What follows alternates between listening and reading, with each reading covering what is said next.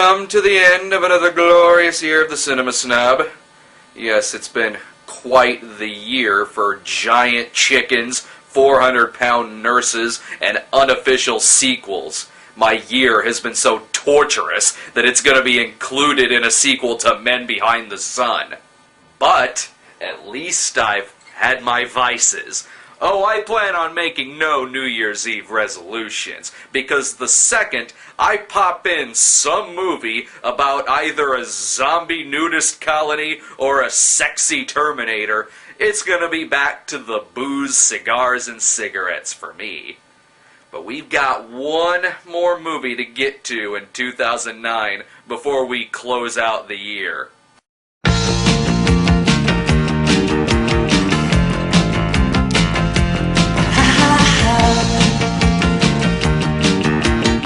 Okay, first off, this is a horror film. Never mind the fact that it's from something called Laser Entertainment, as if I'm watching some third-rate Zapped knockoff. But what the fuck is with the music in this movie? Seriously, this is supposed to get me in the mood for horror? It sounds like I should be watching Screwballs. Oh, what's this now? Hello, Mary Lou, Prom Night 2? Well, at least we have Peggy from Mad Men here to liven things up a bit.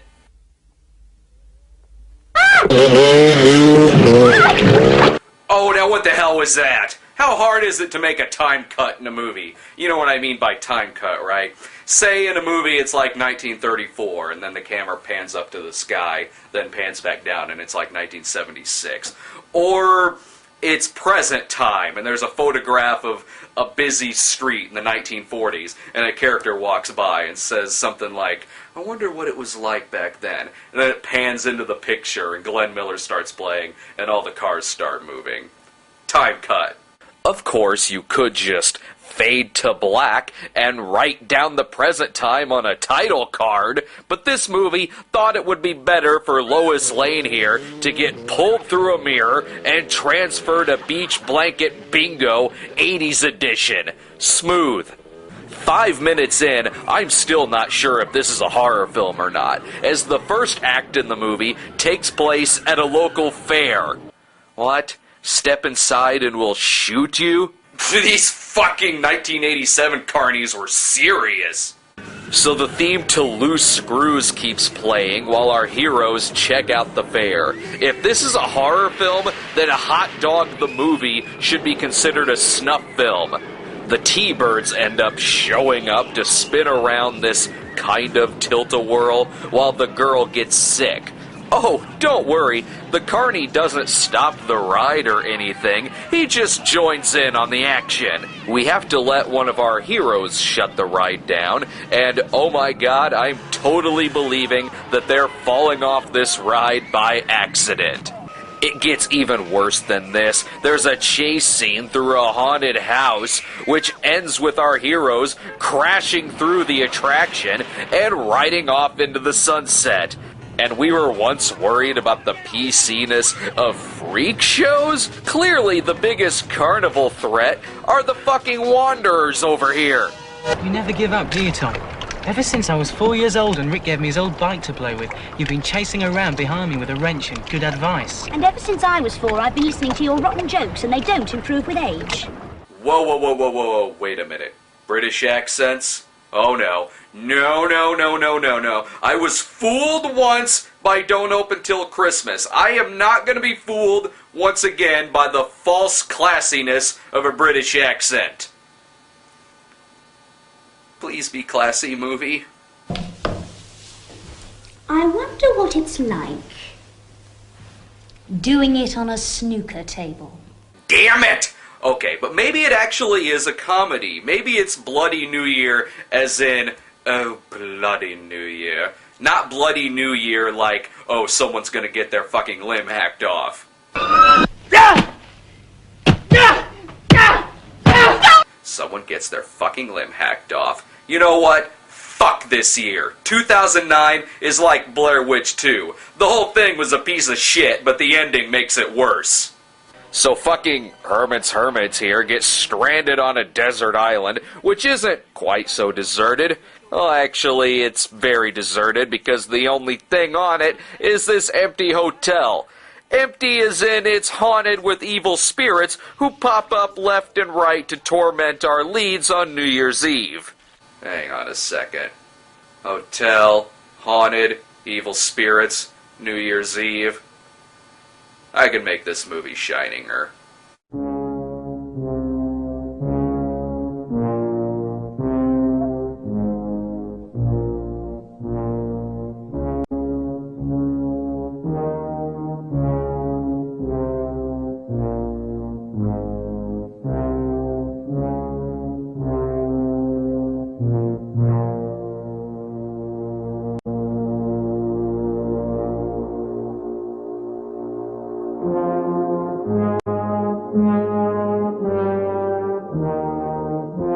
Oh, Stanley, you are always there when I need you. You too. Honestly, I don't get the fucking hauntings in this movie. Most of the time, when weird shit happens, it's at a point when none of the characters would notice it. See? Why did it just do that? Who are they trying to frighten there? Is the hotel aware that there's also a camera crew in the room, and it's trying to frighten them? That would have to be the case because it sure as shit isn't frightening me. Oh, what is this, Mr. Mom now? Just because a vacuum cleaner killed Chris Elliott on a weekly basis on Late Night with David Letterman does not mean that it's a bankable villain for a horror film. What the fuck else is gonna come to life in this movie? Demonstrate our invention safely by causing that aircraft to become invisible for 1 full second. Deathbed, deathbed, deathbed, deathbed! No matter where these people go on this island, there's always something around that's gonna come to life and start chasing them. See? Even the plants are getting in on this. Evil plants, huh? This thing isn't gonna go into the happening territory, is it? What? No! Oh, thank God! Also, no one in this movie has any kind of realistic reaction to all this shit that's going on around them. There's a part where one of the characters witnesses a performance by Kind of Freddy and the Dreamers, and then the band just disappears into thin air. I'm sorry, you know what? No, that isn't just your imagination. If you bear witness to a live performance by Eddie and the Cruisers and they just vanish, there's something really fucking wrong with your concert hall, and you need to get the hell out of there. All the other characters are like that too. To be Frankie Avalon, I'd rather be here. Do you have a past medical record that involves schizophrenia? No? Then the fucking hotel is haunted! There's another part where they end up in the hotel movie theater. This is crazy, showing films to an empty cinema. Ha! You might not want to say that when the fake movie within the movie actually got a bigger audience than your movie. One of the characters gets killed by one of the movie characters, and his friends might as well be acting like this is the Purple Rose of Cairo, and the two just fell in love. And then, when a character does show any emotion, it's a little too much.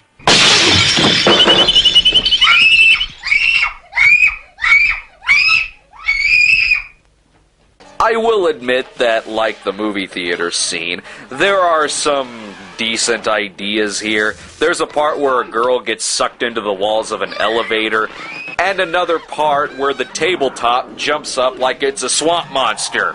But these ideas are ruined by other things going on in the scene, like the table monster scene. Watch this.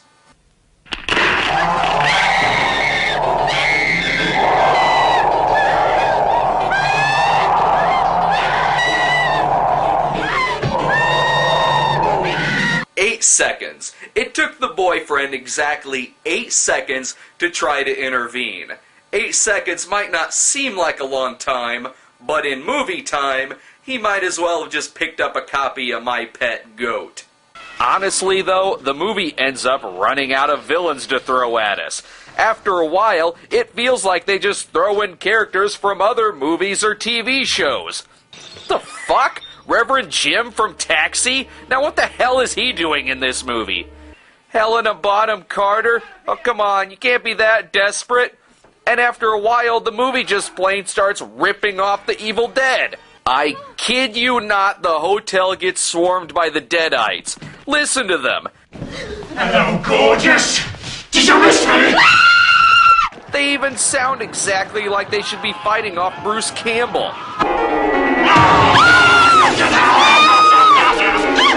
And how do these creatures die? Well, they don't, because, like the Evil Dead, you just gotta chop off their limbs and hope for the best. Of course, what should I expect in a movie that can't even get its blood squibs to work properly?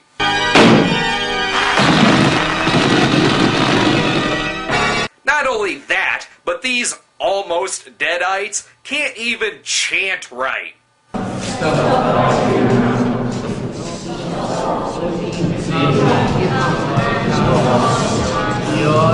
The hell are they saying? How hard is it to get them all to chant, "Join us," or "I'll swallow your soul," or hell, even "One of us" would have worked. They're all shouting something different. A little coordination is all I ask in the Deadites, please. The movie just keeps on going, too, even though it has several moments where there easily could be an ending credit sequence. Watch this. I'll go ahead and end the movie for it. You were Rick's girl. Rick's the leader. The rich boy. So he gets the best girls. Oh, no. But he- No, not you too. Oh, you too.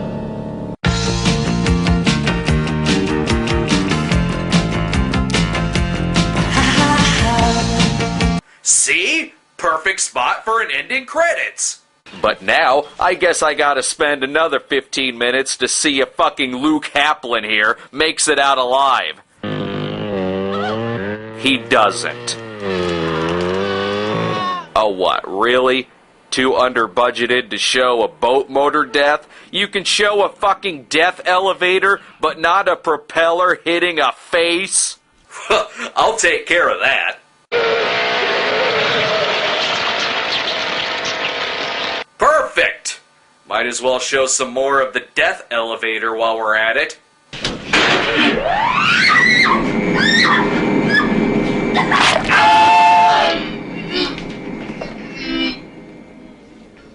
See you at the party, Victor! Now, if you'll excuse me, that's all the time I've got for 2009. I've got to go join another New Year's Eve party that is sure as shit bound to be better than the one in Bloody New Year.